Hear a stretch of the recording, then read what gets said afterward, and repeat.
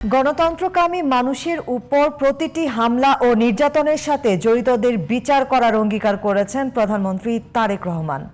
দুপুরে জুলাই জাতীয় সম্মেলনে প্রধানমন্ত্রী বলেন, বিচারের নামে যেন অবিচার করা না হয় সেটিও খেয়াল রাখতে হবে। অভ্যুত্থানের অর্জন কোনো একক ব্যক্তি বা দলের নয়। মন্তব্য করে প্রধানমন্ত্রী বলেন, জুলাইয়ের অর্জন গোটা দেশের গণতন্ত্রকামী প্রতিটি মানুষের। সবাইকে নিয়ে দেশ গড়ার অঙ্গীকার করেন প্রধানমন্ত্রী তারেক রহমান। বিস্তারিত মনিরুজ্জামানের রিপোর্টে। শেকড় থেকে শিখরে। জুলাই আন্দোলনে শহীদ পরিবারের সদস্য ও আহতদের নিয়ে শনিবার রাজধানীর চিন্মৈত্রী সম্মেলন কেন্দ্রে জাতীয় সম্মেলনের আয়োজন করা হয়। এতে প্রধান অতিথি ছিলেন প্রধানমন্ত্রী তারেক রহমান। প্রধানমন্ত্রী বলেন, ৫ আগস্টের অর্জন কোনো ব্যক্তি বা দলের নয়, পুরো দেশের মানুষের।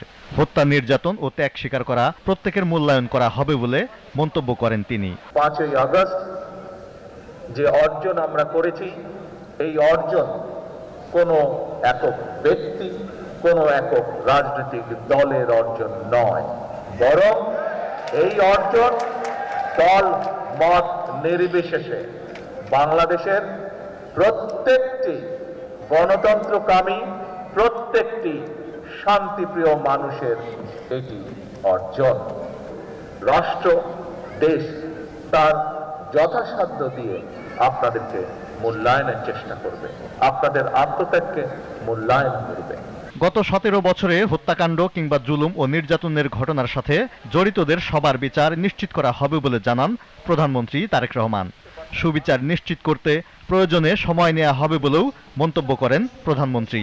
যেভাবে আপনার আপনজনকে হত্যা করা হয়েছে, অবশ্যই তার জন্য যারা দায়ী তাদেরও বিচার হবে এই দেশের আইন অনুযায়ী।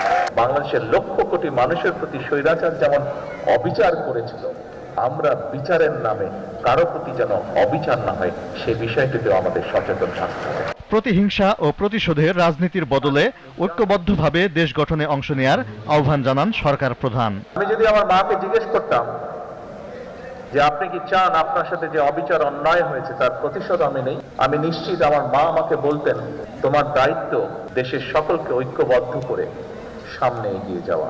আমাদের মূল লক্ষ্য, আমাদের মূল উদ্দেশ্য হচ্ছে এই দেশ, এই দেশের জনগণ, এই দেশের মাটি। অনুষ্ঠানে জুলাই যোদ্ধাদের সম্মাননা তুলে দেন প্রধানমন্ত্রী তারেক রহমান। Moniruzzaman, GTV news, Dhaka.